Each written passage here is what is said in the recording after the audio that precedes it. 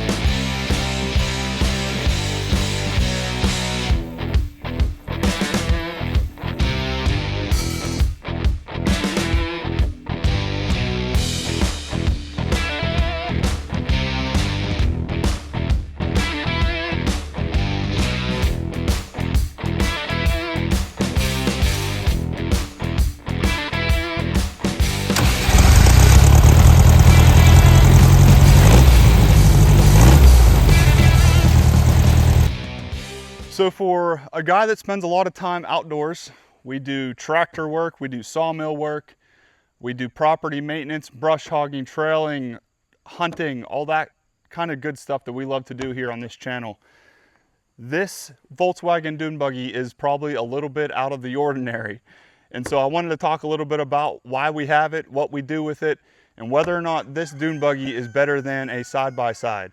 So this is a Volkswagen Dune Buggy. It's powered by an old Volkswagen motor. The motor is a 1966, and the chassis of this Volkswagen is a 1958.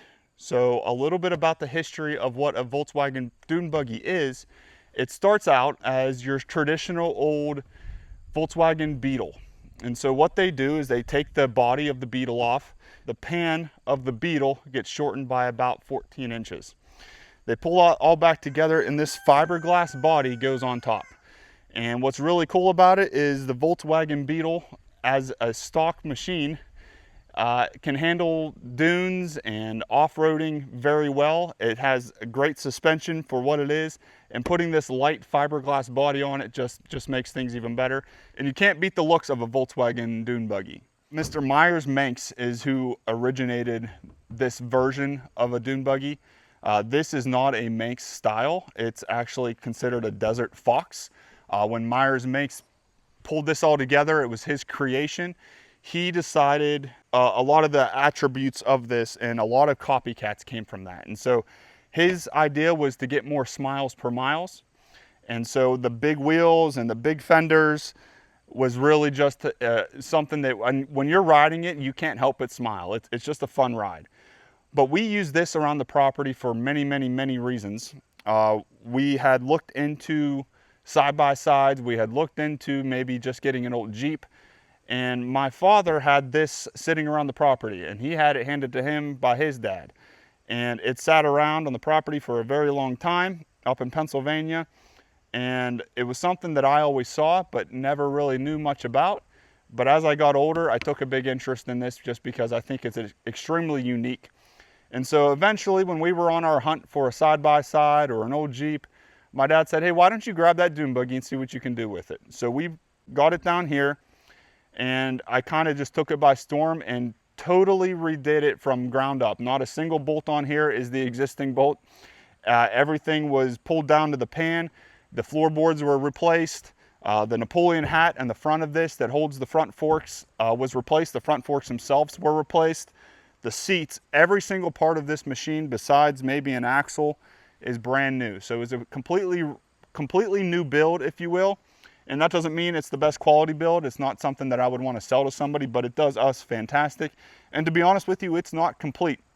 I'd like to still put a windshield on this, windshield wipers. Normally they have a big roll bar on it. I'll throw a couple pictures in of what this looked like the day that we got it, and you can compare kind of what was traditionally on one of these Volkswagen Dune Buggies and what is on this one. So I'm going to walk you around, and we'll take a look at some of the unique features, and I'll tell you a little bit about what we do on this before we hit the road and take it for a ride.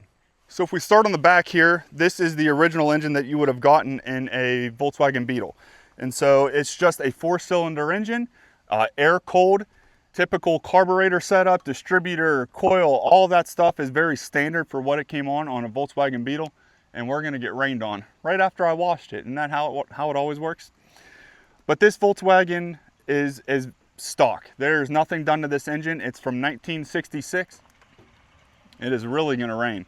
This engine went through, the original 58 engine went through a flood, so the 68 got put on long before I had ever seen it. So this engine was tore apart, all new carburetor, belts, distributor, coils, and the only thing that I really retained was, you know, the stock part of it. I replaced the push rod tubes, and I painted the, we're getting hammered right now. The wind is coming, but I think it's just one cloud, so we're gonna stick to this. If it gets real bad and I cut, you know what happened. So I kept the original exhaust that my dad had on it. These were kind of unique. I couldn't happen to find any replacements for it. They were rusted out pretty good, and they were originally stainless steel. I ended up sanding it down, painting them. The rust came back on the exhaust tubes, but the actual exhaust itself is staying in pretty good shape with a nice flat black coating on it.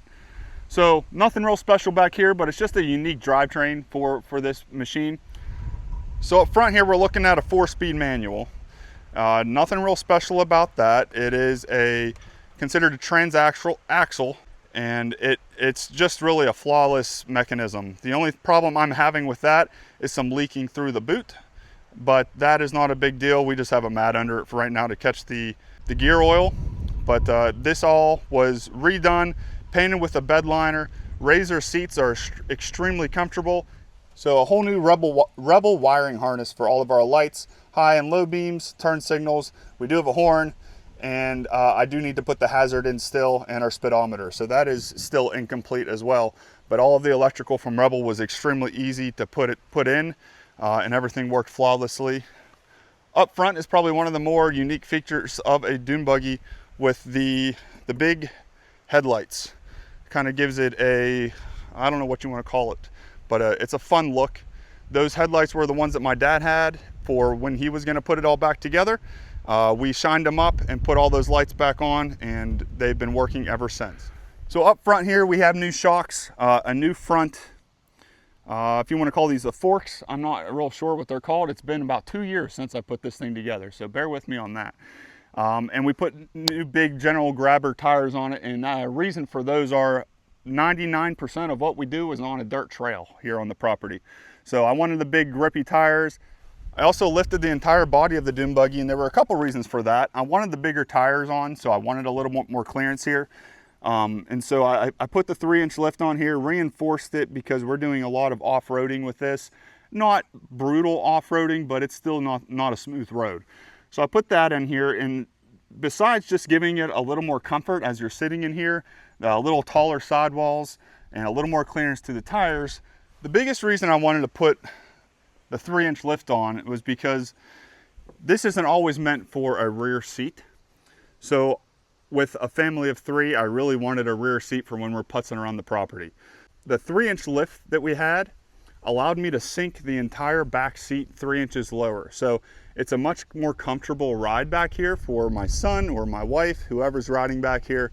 The original body with the 3 inches higher, you really felt like you were sitting and kind of falling out almost over the fenders here. So sinking this down 3 inches, I fabricated a custom seat for it. Fits really nice. This is actually the vinyl that my dad had picked up whenever he was going to restore this many years ago. So I repurposed that for these seats, and honestly, it's extremely comfortable back here. Everybody who rides back here says it's a nice, comfortable ride, which is great. So the rear seat was a big bonus with that 3-inch lift, just to sink that rear seat down just a little bit. So what do we use this thing for? We use it for fun. I use it occasionally for some work on the property to get material and that such off into the back of our property. It's about a half a mile to a field that we have in the back, and it's woods between here and there. So we ride through there all the time. We have about 1.5 miles worth of trails on the property that we're able to take this on. And if I need to grab a couple small tools, even my chainsaw, and I can put it in the back seat, it just saves me a ton of time rather than trying to load up into the tractor and try to fit all of that in the cab of the tractor with me. This is just a nice quick way to scoot around the property. So we use it a lot for that. I mentioned in the beginning, is this better than a traditional side-by-side or UTV? And I really think that comes down to preference.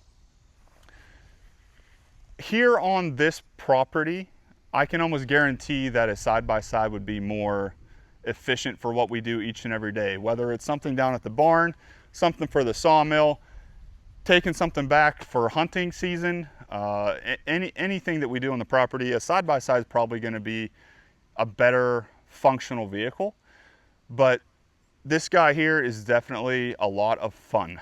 So we're hoping to be able to get this thing actually legal on the road here in the very near future, after we do a couple final touches to it.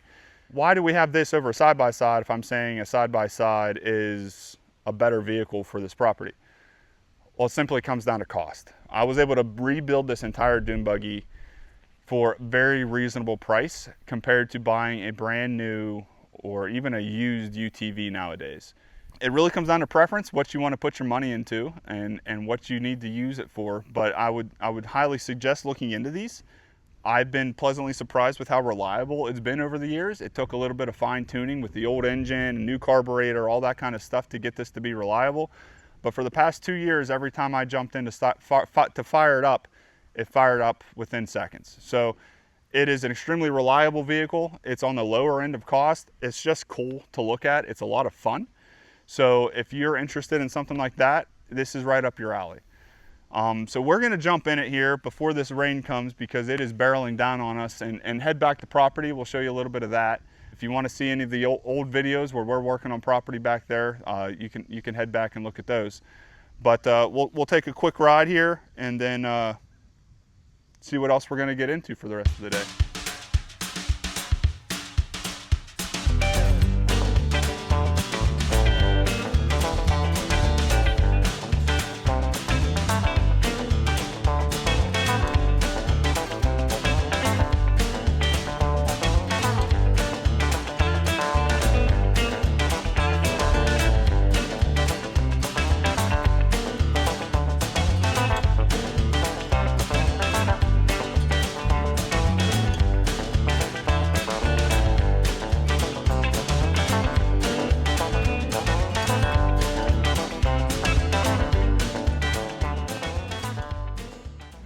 Okay guys, so we cut that one really short because the rain, thunder, lightning is officially here. But if you're interested in more videos on this dune buggy, more information, anything at all, drop a comment below. We have a lot of fun with this thing, and I know you would too if you want to start your own build. Typically what we do here on the Oliver Way are outdoor related videos. So we're talking sawmills, tractors, property maintenance, all that sort of fun stuff. So if you're interested in that or more videos on this Volkswagen dune buggy, hit like, hit subscribe, and we'll catch you guys tomorrow on the next one.